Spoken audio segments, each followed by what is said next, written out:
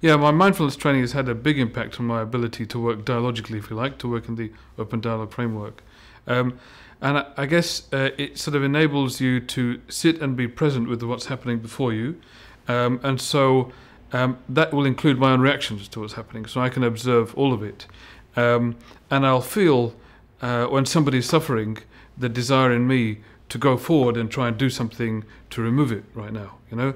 And these are all the slip roads that we take to try to reflexively shut down people's experiences rather than enable them to have it. And what we're learning, and there's lots of psychological research now that shows that experiential avoidance of our own emotions, is what predisposes us to having greater vulnerabilities and you know, kind of deeper and more troubling experiences mentally. But I think if we can develop our awareness of the fact that we're trying to do that, then we can actually be more compassionate, because we can be aware of their pain, we can be aware of our pain, and then we can sit with both those things because they're both calling us.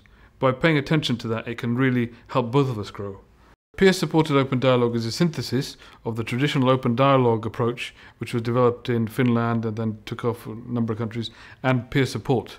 And the peer support element that we're using is intentional peer support that was developed by Sherry Mead in the States. So it's a kind of marriage of peer support and open dialogue, which we're referring to as POD. It's the first time anywhere in the world that there has been a kind of fully synthesized process that brings together open dialogue and peer support in this way. And it's certainly the first time anything like this has happened in the UK.